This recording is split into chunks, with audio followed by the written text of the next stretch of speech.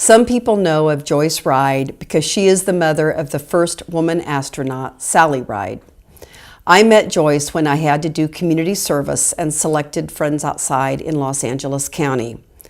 I met Joyce when she came into the office, handed me half a sandwich and said, "Give this to someone who is hungry," and then she left. Joyce, how did you find Friends Outside, or how did Friends Outside find you? I was president of my local Presbyterian women's group, and I invited a nun to come and speak to the group. That was in the middle 70s. And she was a jail visitor at the women's jail. She talked, and I thought she was talking to me. So I arranged to meet her at the jail, and she trained me to be a visitor. Trained me once. Then she went to Nicaragua, and I kept going to jail. And that was a project of Friends Outside? She did it through Friends Outside, yes. Okay. What does it mean to be a jail visitor? That's what my kids wanted to know when I was going to jail. It just felt like it was something I was destined to do. It was much appreciated by the inmates, and who had very few visitors.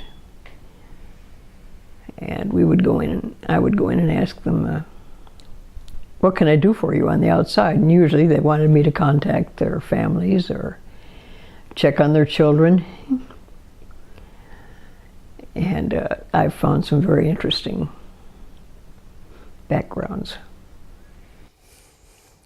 Did you get involved with Friends Outside in any other capacities other than as a jail visitor?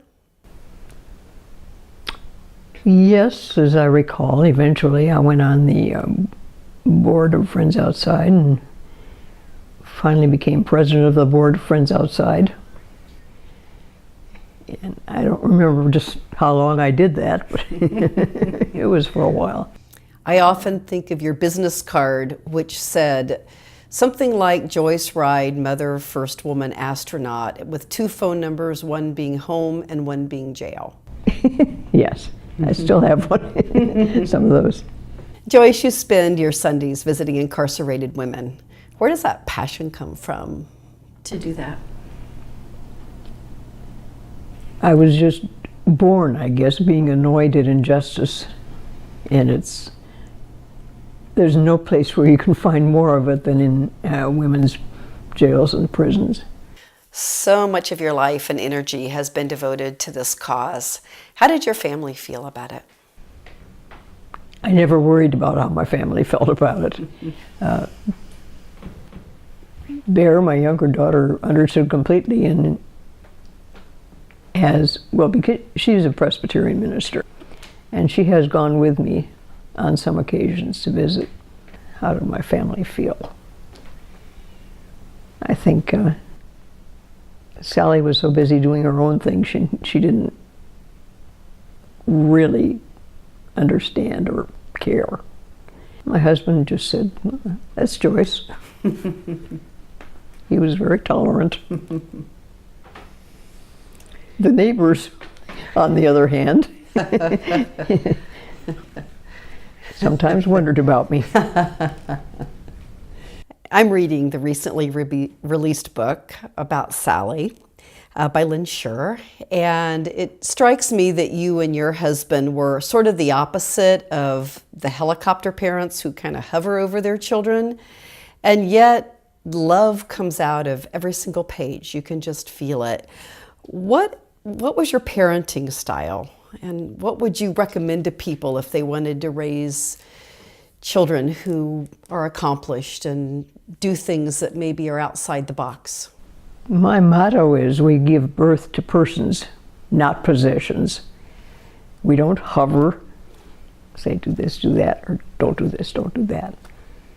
Actually, in the book it mentions that I bought a collie who was a very good shepherd, and the kids were her sheep.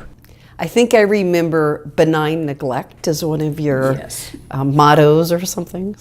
So do you have any advice for other parents who look at you and your husband and raising two feminists before maybe they were feminists? I think about you telling me that when you were a student at UCLA in a couple of decades ago that you pumped gas at a gas station. What do you do to instill in children, do you think, that sense of not being a follower and finding what your dreams are and having the courage to go for them? We did encourage them to go after their dreams, but we never told them what their dreams should be. And they were very independent children. Took after mom? It's possible. Reference.